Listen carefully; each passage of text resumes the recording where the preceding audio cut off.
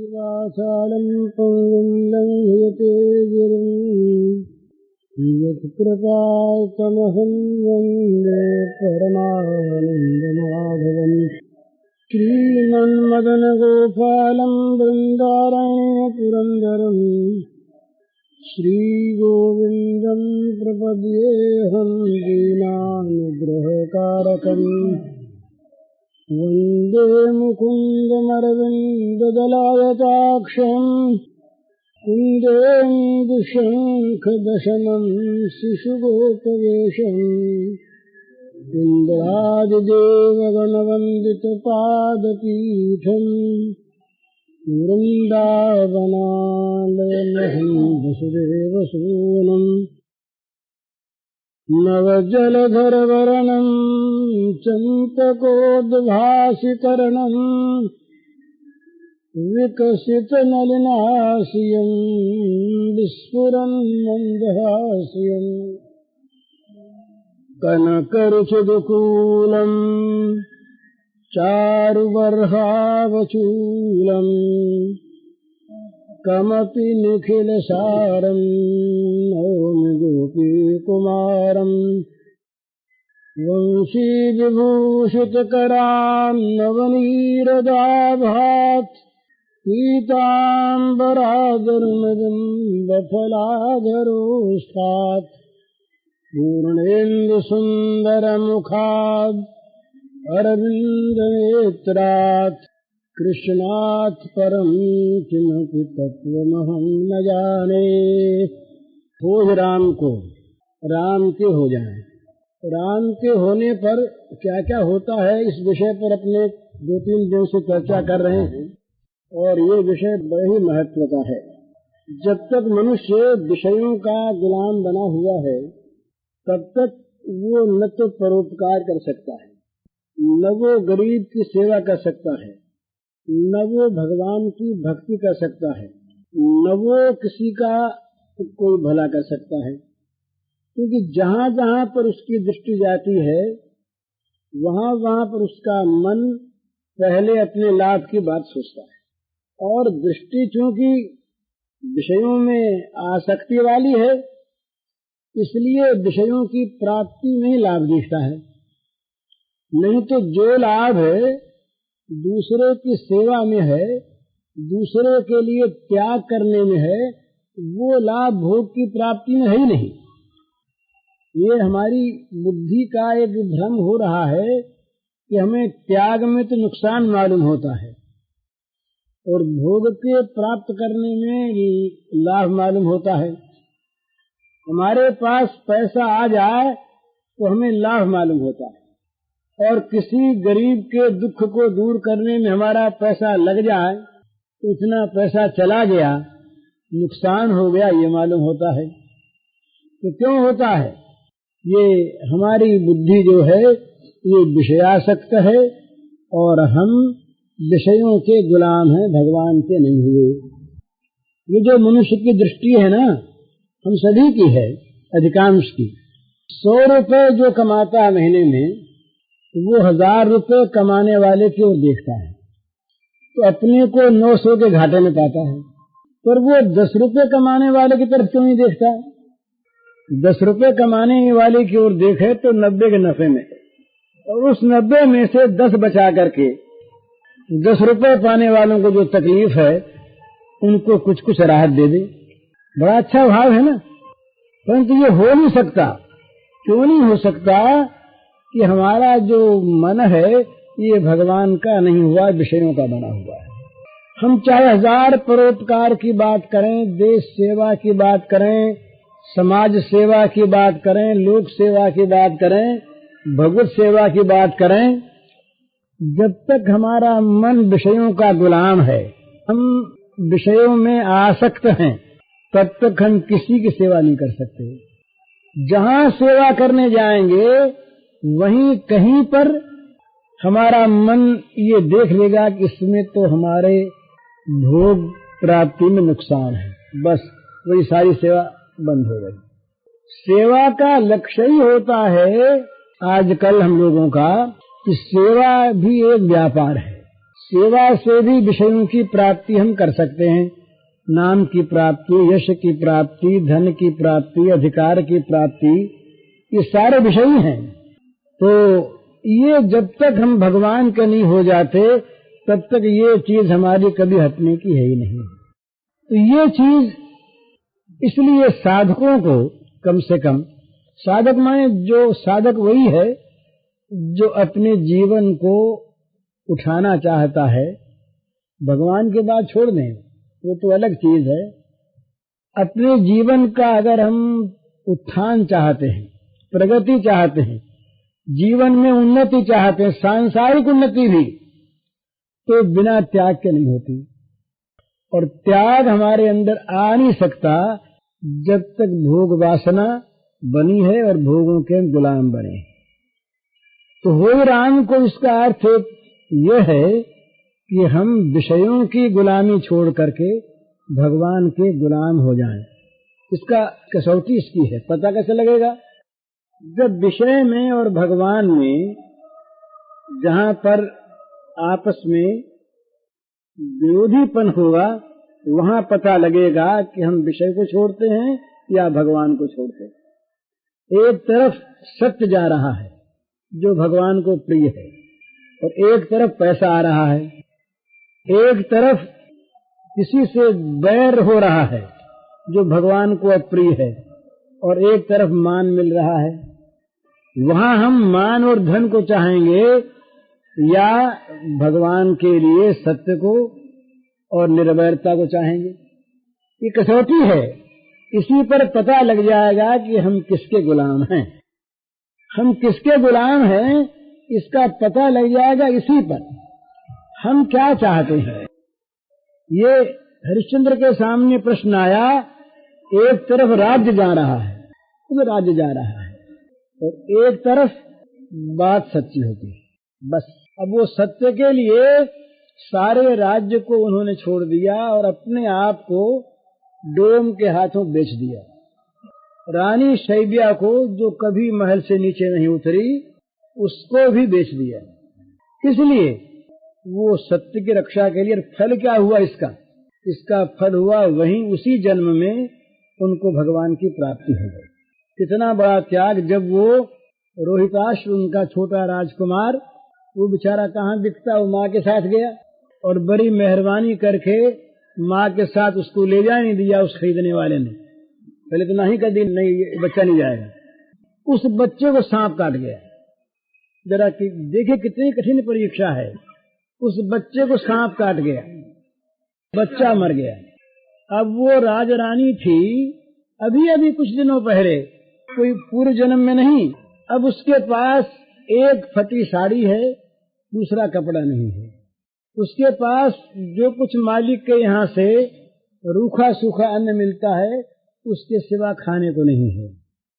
उसके पास एक पैसा नहीं है जिससे वो बाजार से कोई चीज खरीद सके। लड़का मर गया, लड़के के लिए कफन चाहिए, कफन नहीं है।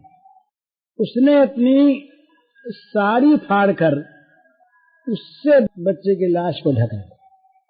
लाश को ढक के जब वो ले गई स्मशान में, कल्पना करते आंसू आते हैं, इसलिए कल्पना करते। हरिश्चंद्र वहां पर, वो स्मशान का ठेका था डोम के, और उस डोम ने हरिश्चंद्र को वहां पर इस काम के लिए नियुक्त किया था कि जो भी कोई मुर्दा आवे उसके कफन का भाग तुम ले लिया करो। अब हरिश्चंद्र वहां पर इस काम के लिए खड़े हैं अपने डोम स्वामी के नौकर की हैसियत से, और उन्हीं के सामने उन्हीं के बच्चे की लाश को लेकर उन्हीं की पत्नी जाती है। राजरानी, उन्हीं की पत्नी, उन्हीं के बच्चे की राजकुमार, जो गोद से नीचे नहीं उतरा था, जिसके सैकड़ों नौकर रहते थे पीछे पीछे, जिसकी आराम तलबी देखने के लिए, वो राजकुमार स्मशान में जमीन पर पड़ा है और माँ की फटी साड़ी का उस पर कफन है। माँ को पूरा बदन ढकने के लिए साड़ी रही नहीं है, और इस पर वो हरिश्चंद्र उस बच्चे के पिता, उस रानी के पति, वो कहते हैं कि बिना कफन दिए तुम बच्चे को जला नहीं सकते। कितना कठोर काम है, वहाँ कोई देखने वाला नहीं है। भला ये व्रत की तो तब परीक्षा होती है जब एकांत में उस पर आदमी दृढ़ रहे। हरिश्चंद्र की इसी बात में महिमा है। एकांत में श्मशान सूना है, रात्रि का समय है, सियार कुत्ते बोलते हैं, गीदड़ बोलते हैं, और कुछ है नहीं वहां पर। उस श्मशान में अपने बच्चे के लाश पहचान गए। वो रानी का रोना सुनकर पहचान गए। रानी ने कहा, स्वामी दूं कहाँ से, मेरे पास कपड़ा है नहीं, मैं कहाँ से आपका कर चुका हूँ। राजा ने कहा कि इस समय मैं तुम्हारा पति नहीं, इस समय मैं रोहिताश्व का पिता नहीं, इस समय मैं डोम सरदार का कर्मचारी हूँ, और कोई नहीं देखता तो क्या भगवान देखते हैं। मैं बिना कफन लिए जला नहीं दे सकता। मार हो पड़ी, रोती तो थी ही, बच्चे का तो महान दुख था ही। एकमात्र बच्चा राजकुमार मर गया सांप के काटने से। राज्य है नहीं, नौकर रहकर वो अपना जीवन बिता रही है, पर आज उसके बच्चे को जला नहीं वो पा रही है कफन देने को। फूट फूट कर रो पड़ी। पति को नहीं कह सकती कि तुम अपने धर्म को छोड़ दो, पर दे कहां से। वो दृश्य बड़ा भयानक दृश्य। दूर से विश्वामित्र देख करके रोने लगे कि मैंने क्या पाप किया। दूर खड़े थे, भगवान खड़े ऊपर देख रहे हैं कि देखें इस समय क्या होता है। हरिश्चंद्र दृढ़ हैं, उनके आंखों में आंसू नहीं आए। हरिश्चंद्र ने कहा, रोऊंगा मैं पीछे, इस समय रोना मेरा काम नहीं। इस समय तो जो काम मुझे करना है वो करना है, भगवान की सेवा करनी है। उसने कहा, बस कुछ नहीं, तुम्हारे पास कटार है ही, मेरी साड़ी को तुम काट लो, कतर लो। वो कटार लेके जैसे कतरने को तैयार हुआ, भगवान प्रकट हो गए। विश्वामित्र आ गए, इंद्र आ गए, धर्म आ गए। कहा, राजन बस हो गया। बहुत कड़ी परीक्षा हो गई। ये हो राम को इतनी कठिन परीक्षा में हरिश्चंद्र उत्तीर्ण हो गए। तो मैं ये कह रहा था कि त्याग में जो लाभ है वो लाभ भोग की प्राप्ति में है नहीं। भोग की प्राप्ति में केवल हमें वो एक शुरू में लाभ दिखता है, जैसे विष भरी मिठाई का मिठास, परंतु उसका परिणाम तो मारने वाला है।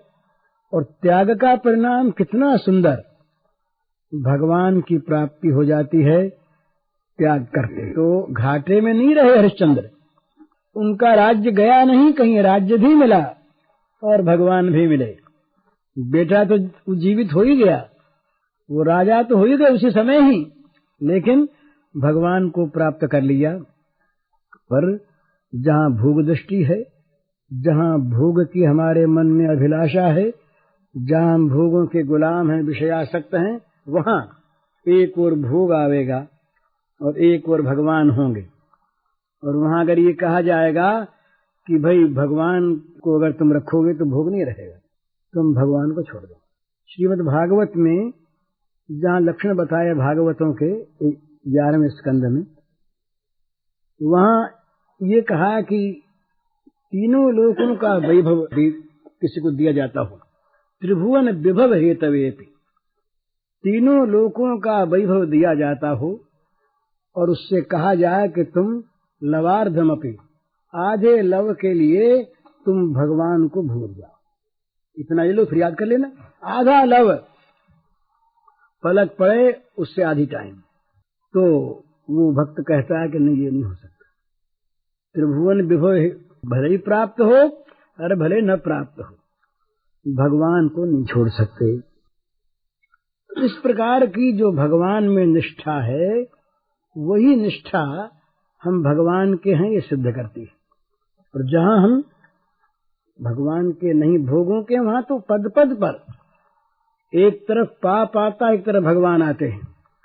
उस पाप में हमको भोग सुख की प्रतीति होती है, वहाँ हम माला फेरने वाले, भगवान का नाम लेने वाले, उस पाप को स्वीकार कर लेते हैं और भगवान को छोड़ देते हैं। क्यों? कि हमारा मन भोगों का गुलाम है। तो ये बहुत समझने की, सोचने की चीज है। इसमें आखिर सब त्याग होगा। ये समझने की बात है कि हम यहाँ से ले क्या जाएंगे, और जो कुछ हमारे पास है वो नाश पहले भी हो सकता है। आग लग सकती है, चोर आ सकते हैं, सरकार टैक्स लगा के ले सकती है, और कोई घाटा लग सकता है, डाकू आके लूट सकते हैं, बाढ़ आ सकती है, न मालूम कितने प्रकार हैं हमारे संपत्ति के नाश के, सुख के नाश के।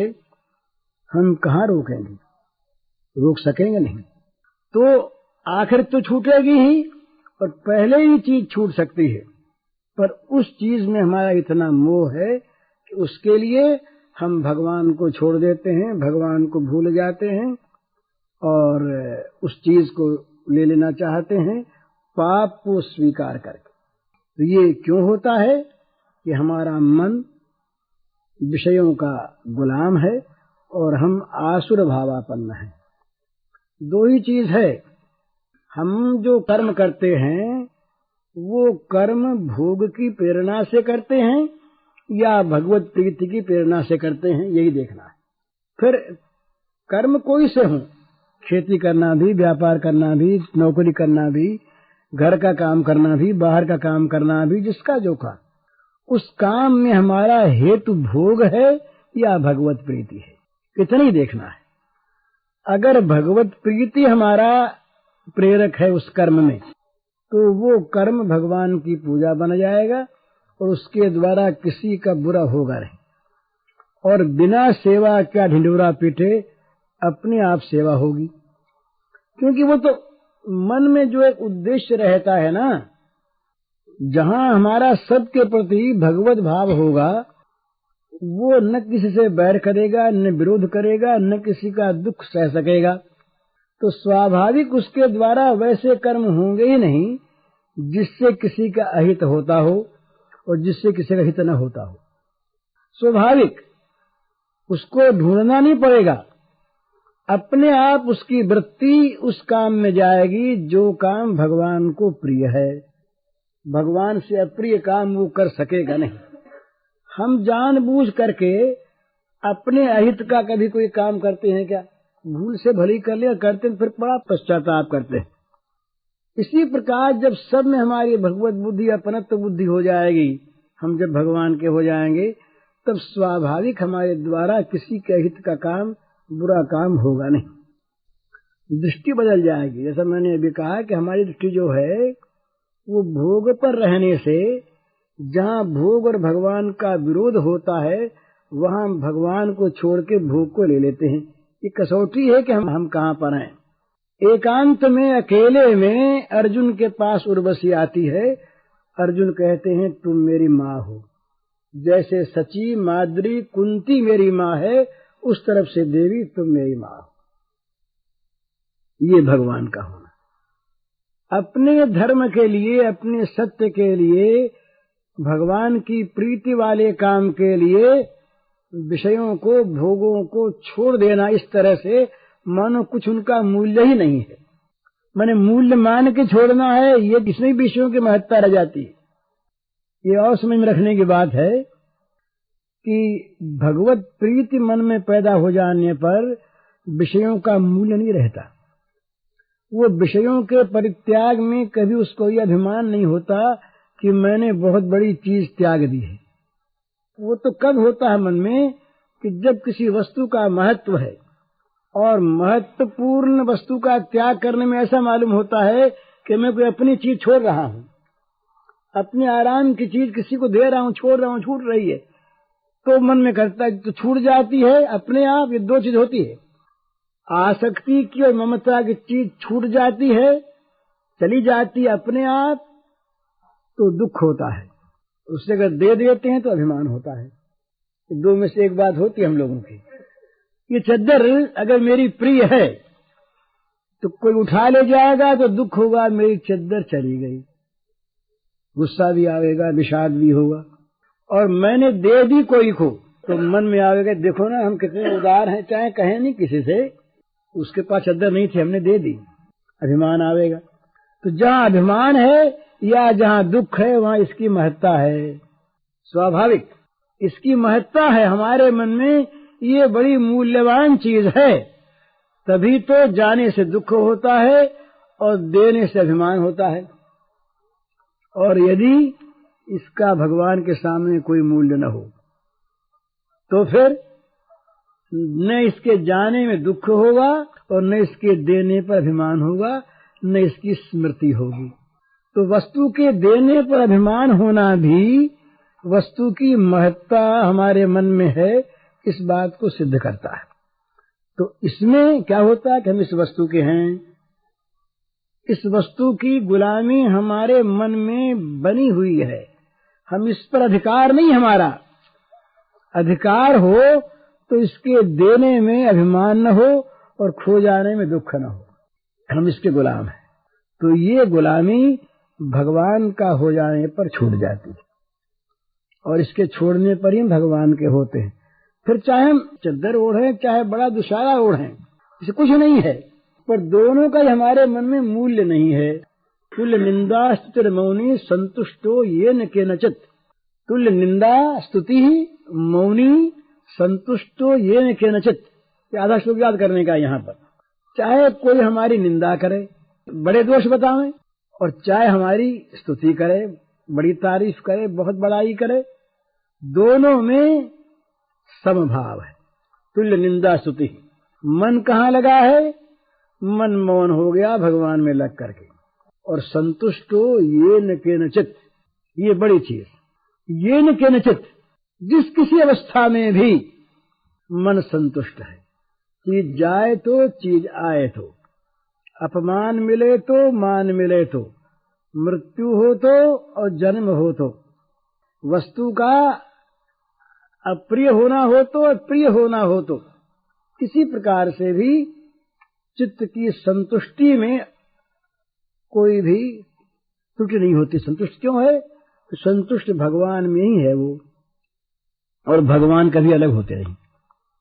जो भगवान में संतुष्ट है तुष्यन्ति च रमन्ति च, वो भगवान में संतुष्ट है और भगवान में ही उसका मन नित्य रमण करता है। तो भगवान के सिवा अन्य जो वस्तुएं हैं, वो वस्तुएं जब तक उसके पास है तब तक वो स्वभाव से या होश-हवास ठीक है तो भगवान की सेवा की भावना से उसकी रक्षा करता है, देखता है। पर चीज अगर गई तो अगर वो ज्ञान का साधक है तब तो उसको कुछ भी नहीं होगा, और अगर वो भक्ति का साधक है तो वो मानेगा भगवान की सेवा बन गई, अपनी चीज भगवान ने ले ली। तो दिव्यम वस्तु गोविंदो मया तुभ्यम समर्पयेत्। तुम्हारी वस्तु भगवान तुम्हारे काम में तुमने ले ली, हमको निमित्त बनाया, हमने नहीं दिया। मया तुभ्यम समर्पित, मेरे द्वारा ये तुम्हारे समर्पित हुई, मैंने नहीं समर्पित की। मैं मालिक ही नहीं, मालिक तुम, मैं तुम्हारा सेवक। तत्काल बदल जाती है, आप घर के मालिक से नौकर बन जाइए। घर में भी मालिक से आप मैनेजर बन जाइए, बहुत सा झगड़ा आपका मिट जाएगा उसी वक्त। मालिकी उतरी, उतार दी अपने आप, झगड़ा दूर हो गया। फिर ममता नहीं रही, आसक्ति नहीं रही, अहंकार नहीं रहा। फिर उसके बाद जब तक आप नौकर हैं संभाल का काम रहा, संभालें, ईमानदारी से सेवा करें, बस अपना नहीं। तो ये इसीलिए भगवान ने कहा कि भी तुम्हारे पास जो कुछ है ये तुम मेरा बना दो, है तो मेरा ही। तुमने जो झूठ मूठ अपना बना रखा है ये तुम मुझे सौंप दो। तदर्पिता अखिल आचार्यता, ये भक्ति का लक्षण बताया नारद जी ने।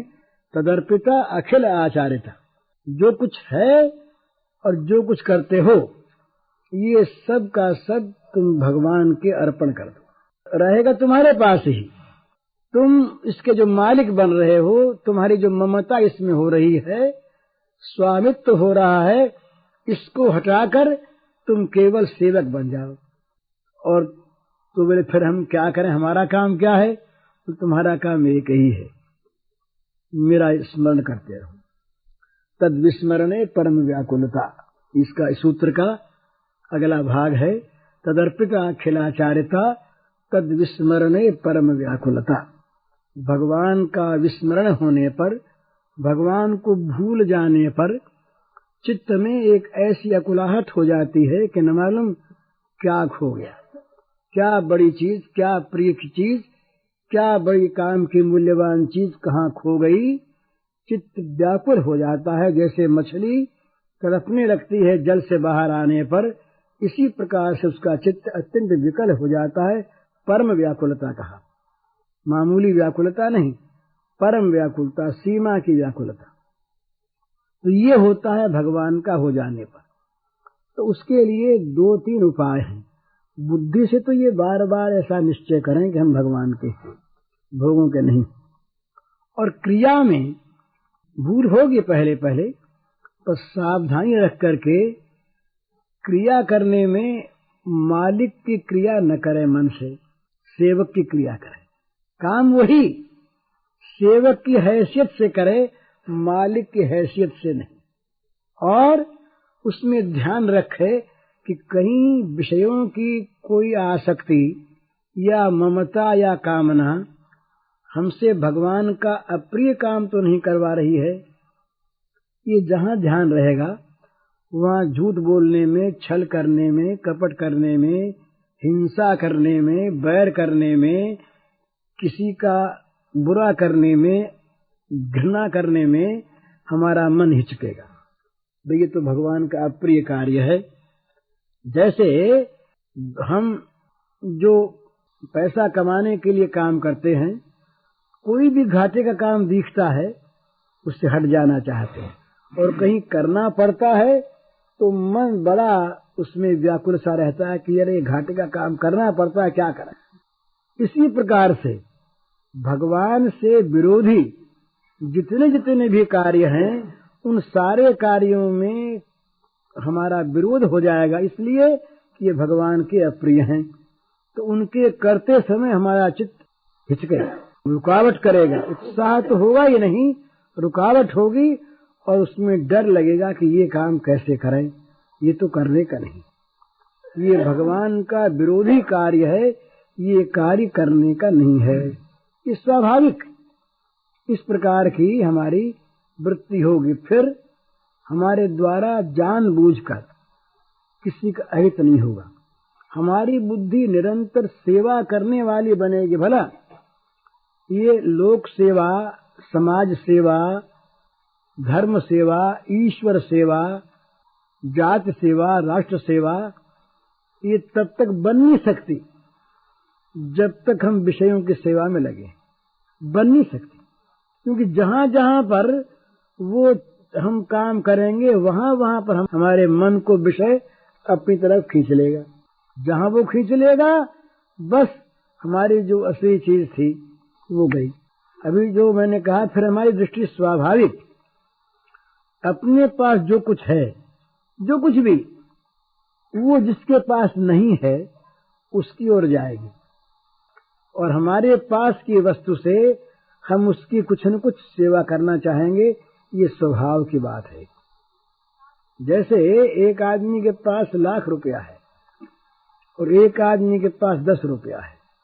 लाख रुपए वाला आदमी अगर ये समझता है वो लाख से कम वालों की ओर तो ताकता ही नहीं, वो करोड़ वालों की तरफ ताकता है, तो निरंतर अपने को घाटे में देखता है, घाटे में देखता है, और वैसा बनने की इच्छा करता है।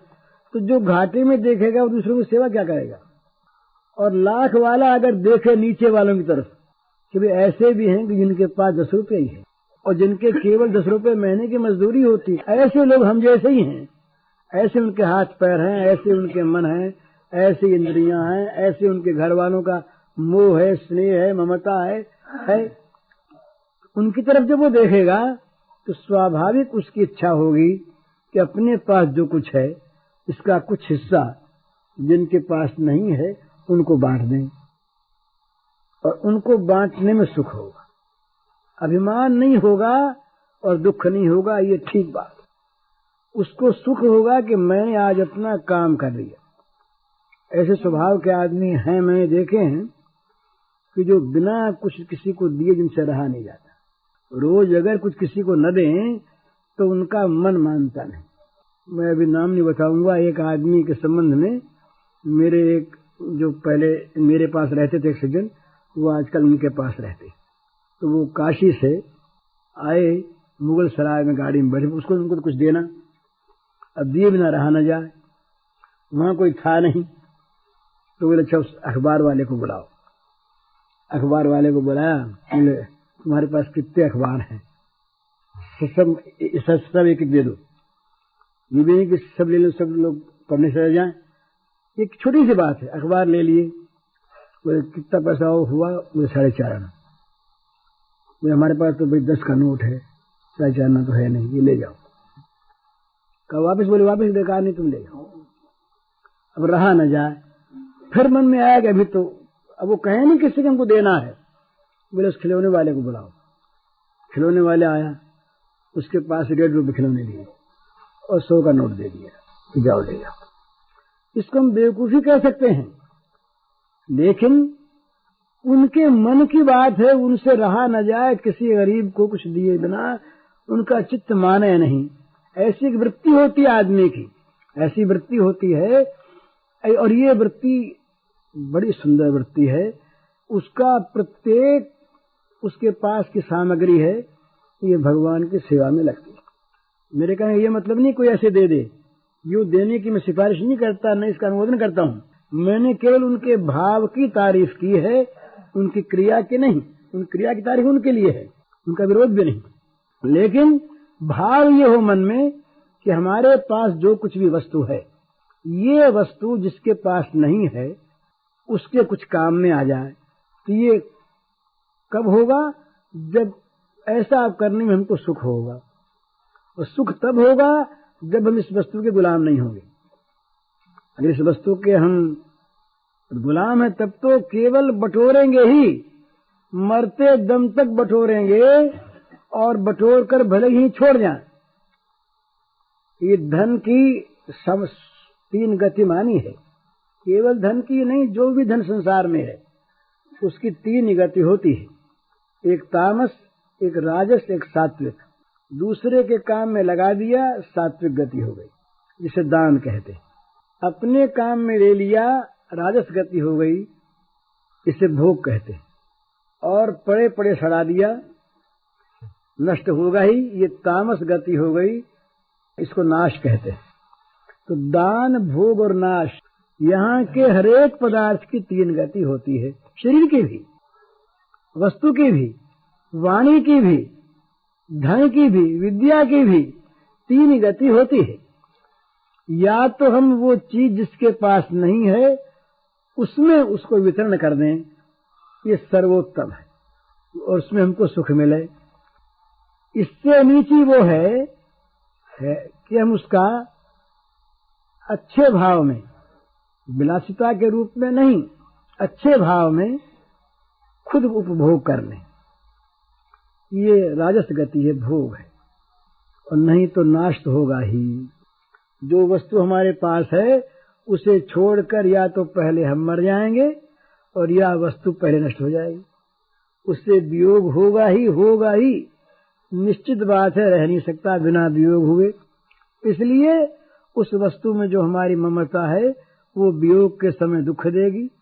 उस वस्तु के हमारे मन में महत्ता है, वो वियोग हो जाने पर दुख देगी।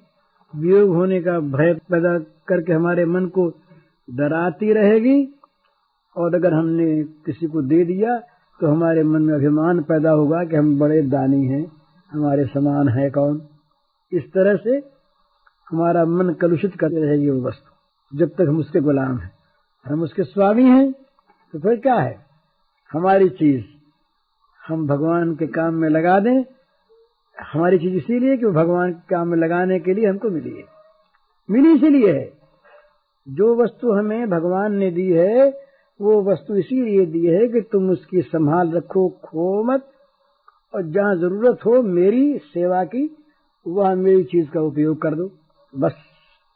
बुद्धि भी, विद्या भी, धन भी, मति भी, स्वास्थ्य भी, शरीर भी, इंद्रियां भी, सब के सब सारे पदार्थ यदि भगवान की सेवा में लगते हैं तब हम पूरे भगवान के। कम लगते हैं, कम भगवान के हैं और नहीं लगते केवल विषयों में लगते हैं, तो हम भगवान का नाम लेने पर भी विषयों के हैं। हम पूजा करते हैं मंदिर में जा करके, पूजा करना बड़ा अच्छा, सकाम भाव से बड़ा अच्छा, विरोध नहीं करता मैं, लेकिन पूजा करने में आरंभ से लेकर के और पूजा की अंतिम समाप्ति तक हमारा मन भगवान को भूला रहता है और भोग को ढूंढता है। तो भगवान दया करके अपनी पूजा मान लेते हैं, ये भगवान की कृपा है। तो हम तो पूजा उस भोग की कर रहे हैं, भगवान की कहाँ कर रहे हैं। इसीलिए अनुकूल वस्तु न मिलने पर हमको दुख होता है और हम भगवान को भी समय समय पर कोस देते हैं कि ये भगवान ने बड़ा बुरा किया, हमने इतनी पूजा की, इतना हमने भगवान का आराधन किया और भगवान ने इतनी सी बात नहीं सुनी हमारी। तो ये जो पूजा किया, आराधन किया, ये उनसे काम कराने के लिए तुमने कोई बयाना दिया था, नौकरी कराने के लिए, या उनकी मर्जी पर अपने को छोड़ा था। मर्जी पर नहीं छोड़ते अपने को उनकी पर, तब भक्त काहे के होते, तो तुम उनके मालिक बने बैठे हो कि नौकरी देंगे और तुम हमारा काम कर देना। बिल्कुल सीधी सी बात है। विरोध तो नहीं करता, मैं स्वयं करता हूँ, लेकिन बोले इतना हो जाए, इतना प्रसाद कर देंगे और न हो तो नहीं करेंगे। न हो तो ये हमारे यहाँ देवाराधन का तरीका क्या है, पहले देवता की आराधना करो, आराधना यदि सम्यक प्रकार से पूर्ण हो जाए तब उसका फल उत्पन्न होगा। ये देवाराधन का शास्त्रीय तरीका यही है। कांक्षन्त कर्मणाम सिद्धिम यजन्त ये देवता क्षिप्रमि मानुषे लोके सिद्धिर्भवति कर्मजा। जो लोग जल्दी संसार में नया प्रारब्ध बनाना चाहते हैं, उन लोगों को चाहिए कि वो देवताओं के सम्यक प्रकार से आराधना करे, आराधना करने के बाद उनको सिद्धि मिल सकती है। ये तो तरीका शास्त्रीय है। और हम तो कहते हैं कि इतना काम हनुमान जी हमारा तुम कर दोगे, तब 100 रुपए का प्रसाद करेंगे और हम सब मिलके घर के खा लेंगे। उस दिन रोटी फिर क्यों बनेगी, दूसरी प्रसाद ही बनेगा तब। अब ये क्या चीज, ये पूजा नहीं है। ये जो इस प्रकार की जो चीज है ना, ये तो वास्तविक पूजा नहीं है, ये तो व्यापार है। अच्छा व्यापार है, खराब व्यापार नहीं है। एक तरीके से कि भाई झूठ बोलने से तो ये अच्छा ही है, ठगने से तो अच्छा ही है, चोरी करने से तो अच्छा ही है, परंतु ये भय व्यापार, लेन देन, और लेन देन भी अविश्वास का है। पहले दे करके फिर काम कराएं, सो नहीं। और ऐसा होता भी है, अगर काम नहीं हुआ तो प्रसाद नहीं करेंगे फिर। तो प्रसाद तो काम करने पर न था, नहीं काम हो तो प्रसाद काहेगा। हनुमान जी अपने घर, हम अपने घर, और यदि हनुमान जी ने हमारा काम कर दिया तो प्रसाद खाएंगे एक दिन वो हम लोगों के साथ आकर के। तो ये चीज जो है ना, ये चीज बताती है कि हम उन विषयों के दास हैं, भगवान के दास नहीं। इसकी निंदा करने का ये अर्थ नहीं कि कल से प्रसाद बोलना छोड़ दे कोई, वो तो बोले इसी निमित्त कुछ तो कहे, अच्छा है, लेकिन उसका जो स्वरूप है वो, हाँ ये और अच्छा है कि जो हमें 100 रुपए का प्रसाद करना है, प्रसाद हम पहले कर दें और फिर हनुमान जी से कहें कि महाराज हमने प्रसाद किया है, इसलिए किया, इसका फल आप दे दीजिएगा। ये अनोखी चीज है महाराज कि फल तो मिले पहले और कर्म हो पीछे। ये तो कर्म का सिद्धांत ही बिल्कुल गलत है। कारण पहले बनता है, कार्य पीछे होता है। ये तो सिद्धांत है, बिल्कुल लॉजिक की चीज है, ये सब जानते हैं। पहले कारण बनेगा तब काम होगा। और यहाँ कहते हैं पहले हम काम कराएंगे, उसके बाद फिर हम उसका कारण पैदा करेंगे। पहले फल और पीछे उसका कारण। तो ये इसीलिए ये बहुत दफे सिद्धि नहीं होती है। जो सौम्य देवता है ये तो मान लेते हैं, और जो ये क्रूर देवता है ना महाराज, ये सकाम कर्म में क्रूर देवता की उपासना में कहीं जरा सी भी अगर भूल हो गई तो वो चपत लगती है कि फिर वो याद रखते हैं अगली योनियों तक। क्रूर देवता जो हैं ये सहज में छोड़ते नहीं, वो तो जानते हैं ये तो हमको बांध के काम कराता है ना। हम किसी की इच्छा नहीं हो और जबरदस्ती उससे काम करावें तो सीधा साधा आदमी तो है बेचारा, वो तो मान लेगा कोई काम, कोई बात नहीं। तो जरा भी तेज होगा वो तो दुख तो मानेगा कि ये हमें बांध के काम कराता है, तो ये बांध के काम कराना है। ये मंत्रों के द्वारा और ये उपासनाओं के द्वारा देवताओं का बंधन होता है, और वो देवता बंधन तभी स्वीकार करते हैं जब उनके लिए पूरा पूरा श्रद्धा, भाव और विधि से युक्त कर्म हो। 3 की जरूरत है, श्रद्धा की, भाव की, विधि की। 3 में से अगर एक की भी कमी रहती है तो देवता सिद्ध तो करते नहीं, नाराज होते हैं, क्योंकि वो उनको नया प्रारंभ पैदा करना पड़ता है ना। वहां पर देखने की चीज है, नवीन प्रारंभ पैदा करना पड़ता है। देवता को मामूली जोर नहीं आता उसमें, बड़ा उसको एक आदमी के प्रारंभ को बदलना पड़ता है, तो मामूली काम नहीं है। तो इसलिए ये जो सकाम उपासना है ना, इसमें विधि की जरूरत है और श्रद्धा की जरूरत है। पर हम जहाँ विषयों के गुलाम होते हैं वहाँ हम सभी से लाभ उठाना चाहते हैं, और हमारे व्यापार में आजकल एक और, अब तो क्या करें, सारी वो चीज सरकारी ले रही है, कुछ रहेगा नहीं। पहले ये था, बोले रसकस। रसकस एक हमारे व्यापारियों की भाषा है, आप नहीं जानते उसको, पढ़े लिखे लोग नहीं जानेंगे। ये व्यापारियों की भाषा है रसकस। रसकस का माने चोरी, रसकस का माने ठगी, रसकस का माने झूठ का व्यापार।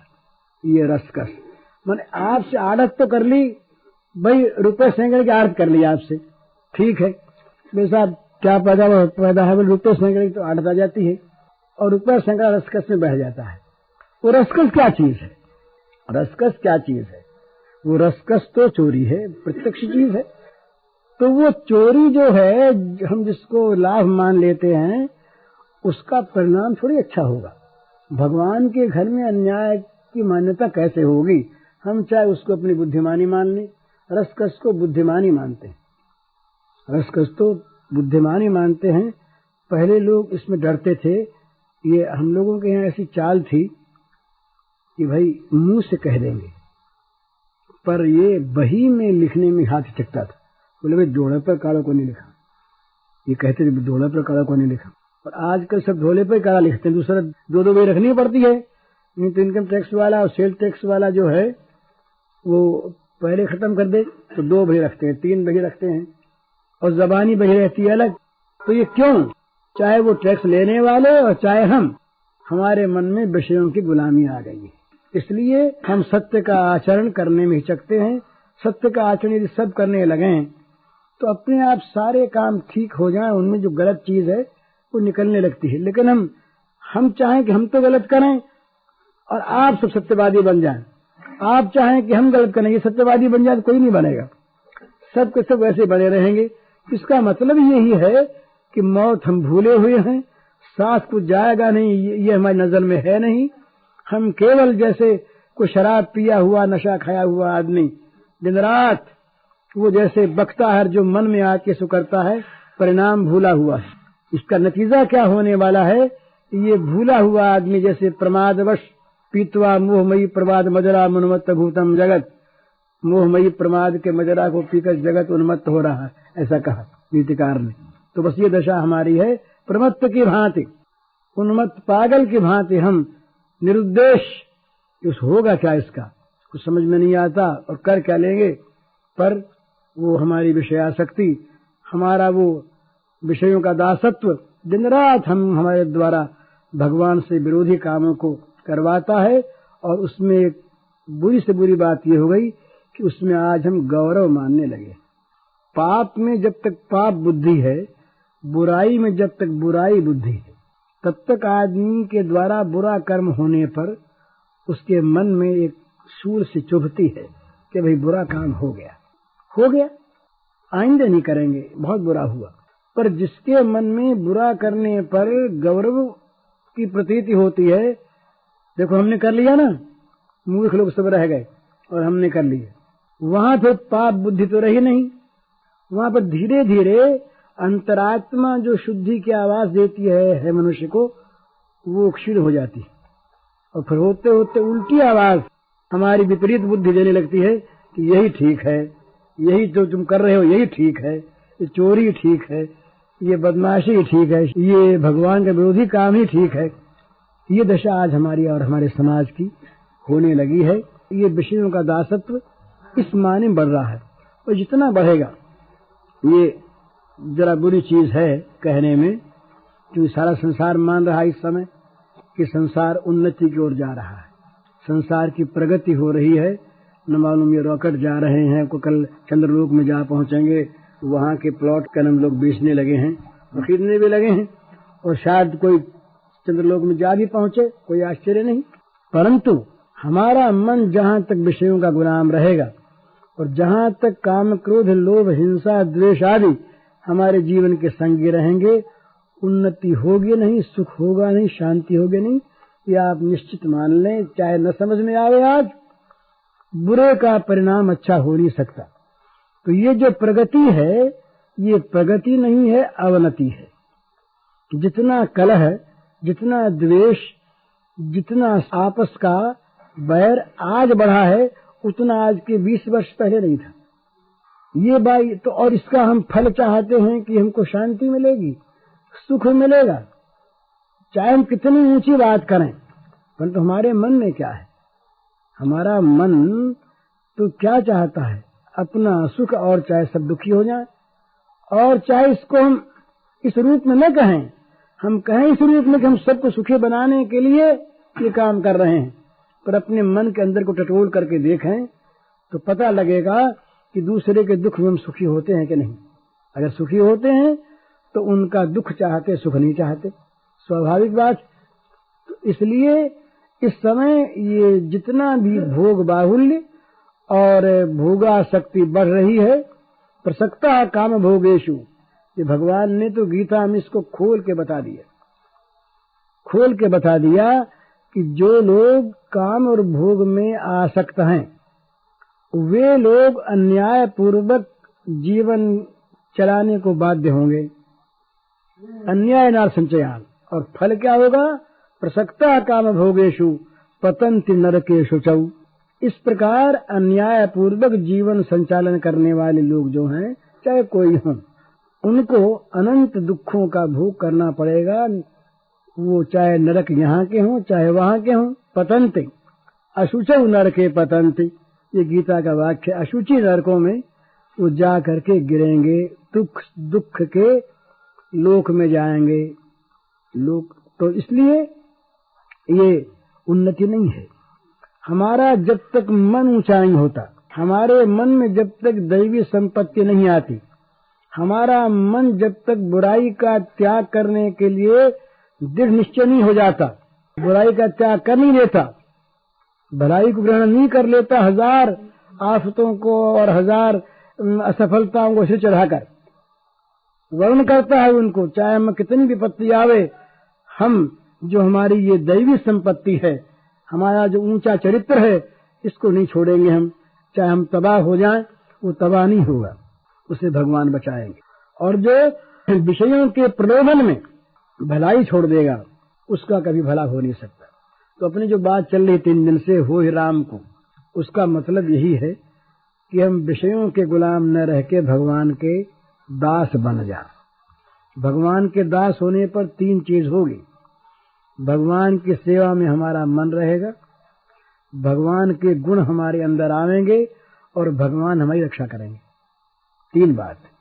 भगवान के दास होने पर स्वाभाविक उनकी सेवा करने को जी चाहेगा, तो उनकी सेवा में फिर जगत की बुराई बंद हो जाएगी, विष्णु की सेवा बंद हो जाएगी, भगवान हमारी रक्षा करेंगे। ये सबसे बड़ी बात। जब तक उनके दास नहीं है, जब तक विष्णु के दास है, तब तक हम किस मुंह से उनसे कह सकते हैं कि भगवान हमारी आप रक्षा करो? कैसे कह सकते हैं? तो भगवान का दास भगवान के अपने आप को बना दें, और ये चेष्टा करें, प्रार्थना करें, सोचें, निश्चय करें। तो मन से तो विचार करें, निश्चय करें हम उनके दास हैं, और क्रिया में जहां जहां पर कोई भी काम ऐसा हो कि जो भगवान की प्रीति के प्रतिकूल दिखे, उसे जरा से हट जाएं। जरा उसमें हानि दिखे, उस हानि को विवेक के साथ, बुद्धिमानी के साथ सह लें। कर्मबाजी तो सहता ही है, वो तो कहता ही है कि भाई जो कुछ कर्म में होगा वो प्राप्त होगा, पर कर्मवादी न बन करके भगवत विधान में विश्वासवादी बन जाएं। कि भगवान का मंगल विधान जो है वही होगा, उससे हम पलट नहीं सकते। फिर हम पाप क्यों करें, बुराई क्यों करें, छल छंद क्यों करें, चोरी डकैती क्यों करें, इसमें क्या लाभ। इस प्रकार समझ करके अगर हम भगवान के हुए तो निश्चय मानिए आप इसी जीवन में इतना परिवर्तन दिखाई देगा बहुत जल्दी। जितनी अशांति है, जितना दुख है, तो भोगों की गुलामी में ही है। आधिपत्य अगर हमारा हो गया इंद्रियों पर और भोगों पर, फिर तो ये सब हमारे सेवक बन जाएंगे और हम इनके द्वारा फिर कभी अशांति प्राप्त नहीं कर सकेंगे, ये हम पैसे नहीं डाल सकेंगे। ये तो तभी तक डालते हैं जब हम उनके नहीं। भागवत में वो श्लोक सुनाया था उस दिन ब्रह्मा जी के श्लोक स्तुति में, तावद रागादयस्तेन तावत कारागृहं गृहं तावत मोहंगरी निगरो या कृष्ण तेजना। ब्रह्मा जी ने कहा कि जब तक मनुष्य तुम्हारा नहीं हो जाता तब तक राग द्वेष रूपी चोर पीछे लगे रहेंगे, तब तक घर का कैदखाना रहेगा और तब तक मोह की बेड़ी पैरों में पड़ी रहेगी। उसके बाद काम यही होगा, घर यही रहेंगे, पर घर कैदखाना नहीं होगा, घर भगवान का मंदिर होगा। हमारे जितनी क्रिया है वो राग द्वेष से शून्य होने के कारण से भगवान की पूजा बन जाएगी। और ये जो हमारे मन में ममता और आसक्ति को लेकर के जो बेड़ी पड़ी हुई है जीवन में, इसको खोल कर हम स्वतंत्र हो जाएंगे, बेड़ी हमारी टूट जाएगी। तो ये कब तक नहीं टूटती, जब तक हम भगवान के नहीं होते। तो भगवान के होने में कोई कपड़ा नहीं बदलना है, कोई नया स्वांग नहीं बनाना है, नया नाम नहीं बदलना है, कुछ नहीं करना है, जैसे हैं वैसे ही रहें। केवल मन के भाव को बदलने के हम आज से उनके दास हो गए, उनके हाथ हमने अपने आप को समर्पित कर दिया, उनके बन गए। बस ये मन से कर लें और बार बार इसका अनुभव करें कि अब उनके भला दो बात अनुभव करें। अगर पाप पास आवे तो कहें कहाँ आते हो, अब हम नहीं हैं, अब हम उनके हैं, ध्यान रखना वो मार डालेंगे तुमको, खबरदार होगा। पाप नहीं आ सकते फिर हमारे पास। एक तो ये भाव करें। दूसरा भाव, जब उनके हो गए तो उनकी सेवा के सिवा हमारे पास काम क्या बचा। हर एक काम से उनकी सेवा करें और पाप भोग को पास आने न दें। फिर बस मौज ही मौज, और क्या है। संसार में तो या तो दुख ही दुख है और ये आनंद ही आनंद है। जब तक हम भोगों के गुलाम हैं तब तक संसार का नाम है दुखालयम। विद्यालय, अनाथालय, वस्त्रालय जैसे है ना, इसी प्रकार भगवान ने इसका नाम रखा दुखालय। दुखालय शाश्वतम, ये गीता में आया दुखालय। और जहां हम भगवान के हो गए वहां दुख का आत्यंतिक अभाव हो गया। वहां जगत की परिस्थिति कोई कुछ न रहे और कोई कुछ रहे, हम निरंतर आनंद का अनुभव करेंगे कि उस समय हमारा संपर्क आनंदमय भगवान के साथ हो जाएगा। ये उपनिषद में आया कि जब ये रस की प्राप्ति हो जाती है तो मनुष्य आनंद को प्राप्त होता है। क्यों कि निकला आनंद में से है आनंद में, इसका परिवसान आनंद में है। इसने आनंद को छोड़ करके दुख को अपना लिया, इसलिए जानबूझ करके ये अमर सच्चिदानंद घन होते हुए भी मर हो गया, मरने वाला बन गया और ये दुखी बन गया, अशांत बन गया। तो ये दुख मृत्यु जो है ये हमारे आत्मा का स्वरूप नहीं है, ये आगंतुक वस्तु है, बाहर की आई हुई चीज है। इनको चाहे जब उतार के फेंक दें, हम जैसे थे वैसे रहेंगे। तो ये आत्मानुभूति, ये भगवान का हो जाना, यही जीवन का वास्तविक तथ्य है, यही सार है और ये हम सबको करना है। इसमें जितनी देर हो रही है उतना ही हमारे जीवन का